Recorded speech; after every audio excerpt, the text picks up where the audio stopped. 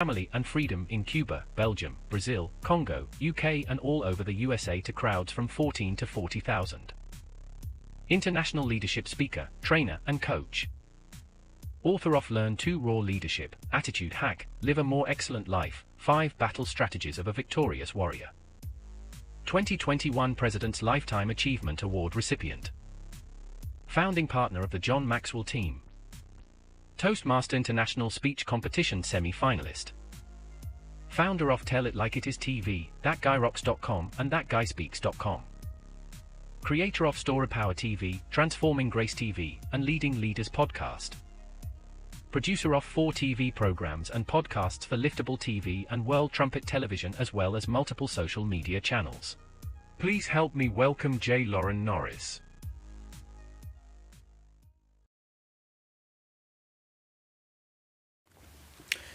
There's nothing more heartbreaking, horrifying, gut-wrenching than to see the organization or the company that you created, that you founded, that you started, wrestled out of your hands by a board of directors or by the public or by the people that supported you in getting it launched.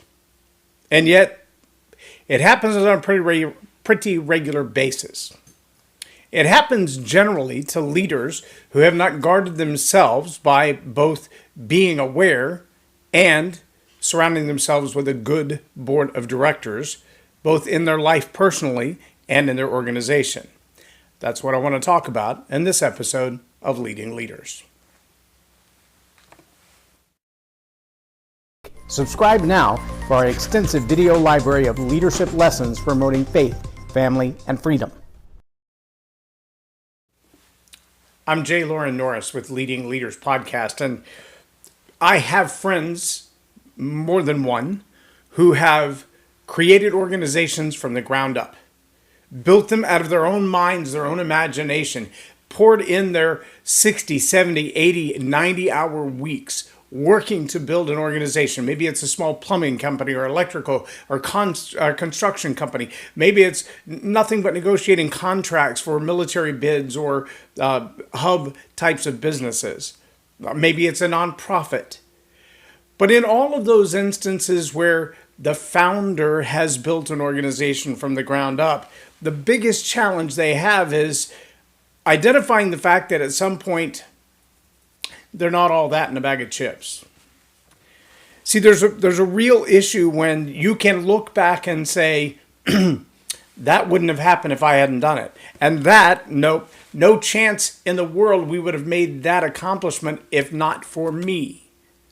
And even if you have 5 or 6 co-founders who help you put the whole plan together and people who put in money and help you get it off the ground, and you have to rely on some advisors and some consultants and some outside investors, you still feel like it wouldn't be here if it weren't for me.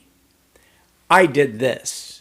There's actually a promotion company or production company that makes TV and film, and the last couple of seconds of their outro that shows the picture of their little production company. It's a pretty large production company now, but the little dog comes across the screen and you hear the words, "I did this."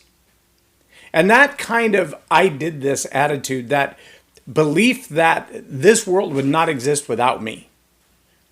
I had the idea. I had the audacity to bring the idea forward. I put in all the effort. I made sure this happened. I did it. I did this. That kind of almost narcissism is a guaranteed lead balloon for the success of your business, for the success of your organization. Dare I say, for the success of your dream. John Maxwell says all the time, if your dream isn't big enough to require more than you to do it, then your dream isn't big enough. A dream you can do all on your own is too small because it doesn't really challenge you to your greatest potential. It doesn't push you to be better than you are today. Now, that's where the conundrum, the double-edged sword comes in.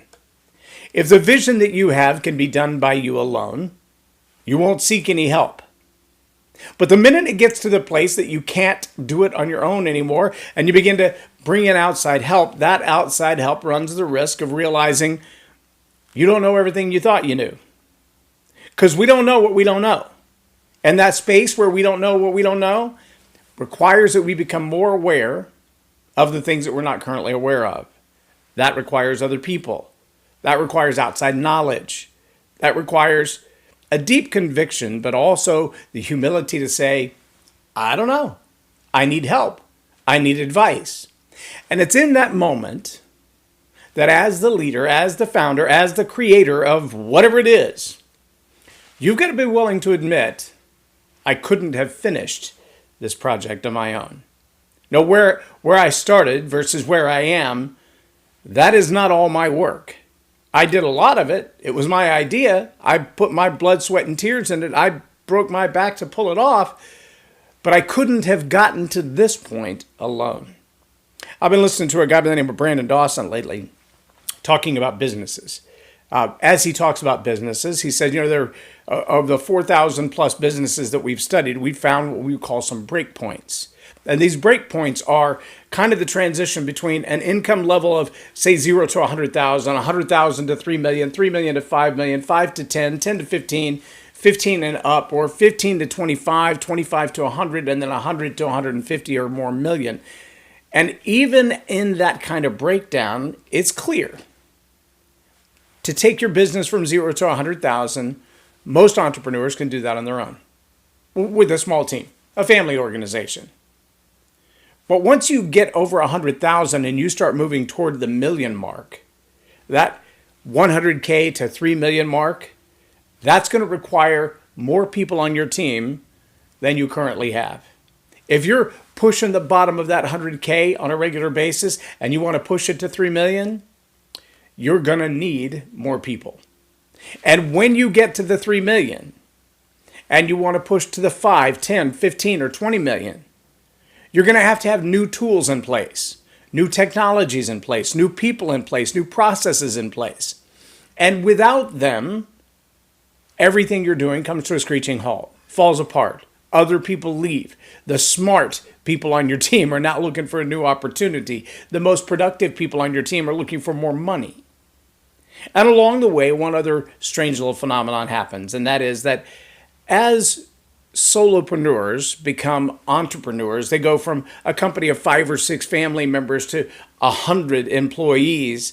There's a break point in there as well where the psychology of the founder has to say, I'm not in this alone. And that double-edged sword looks like, not only do I not carry the ball all by myself, hold all the responsibility all by myself, possess the depth of knowledge and wisdom all by myself, but I also don't get to benefit all by myself. See, the companies that tend to fall apart are the ones who have made the investment in people and in process and in money. They've made the investment in a better marketing scheme and a better database and a better management system. They've brought in the people to fill the gaps of their own weaknesses and talent loss. And as they do that, they create an opportunity for incentive for these other people. The challenge is the founder who's suffering with founder syndrome, that I did this all on my own. I don't need anybody else's help. I got this. That almost toddler-like mentality. If you've ever tried to put shoes on a toddler, as they're learning to put their shoes on, especially if you're teaching them to tie their shoes, they will spend 20 minutes proving to you that they know how to tie their shoes. Nobody cares that you could have done it in 20 seconds. They want the independence to prove they could have done it on their own. And that kind of mentality in the mind of a founder who says, I don't need all this outside help. I don't need all these other people on my team. I need to prove that I can do this myself, regardless of the number of mistakes that I make, regardless of the amount of time that I waste, regardless the number of resources that are squandered, as long as the ego of the founder is petted. See, that same thing goes one step further, though. Those who realize I could have helped you with that, done it faster, done it better, done it more productively, done it with more profit, also realize that somewhere along the way, what they're being incentivized to do doesn't reflect their highest capabilities. They might also realize that what they're being incentivized to do is a pittance in comparison to what you're paying yourself. If your business has gone from 100K to 3 million and you're the only one who got a pay raise, you might have a founder syndrome problem. If you've gone from 3 million to 5 million and stayed there for 15 years, you might have a founder syndrome problem. It might be time to release the reins a little bit, delegate a little more responsibility, and also delegate some of the profit sharing, some of the incentivization of why people want to stay with you. Give them a reason to stay. You've worked hard enough to gain good people. Keep them. Now that they're on your team, get the best you can out of them and give them the best in return. If you're a leader who's got that toddler mentality that I'd rather take 20 minutes to do it on my own than to pay somebody else to help me get it done in 20 seconds, you're on the verge of collapse and you don't even know it yet. As a leader, you need to be able to step back in humility and awareness and go, I don't have it all figured out on my own. I am going to need some help, and I'm going to faithfully reward those who help me because I can't do this by myself. And if you're a founder and you haven't realized that yet, polish up your resume. Your demise might be sooner than you think. I'm J Loren Norris with Leading Leaders Podcast for Tell It Like It Is TV. Have a blessed day.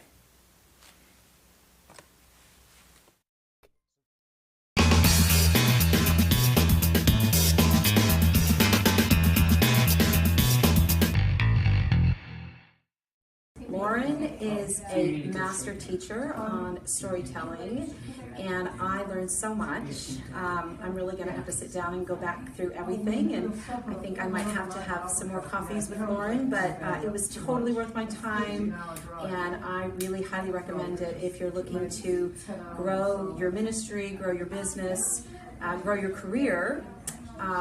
Lauren will serve you well.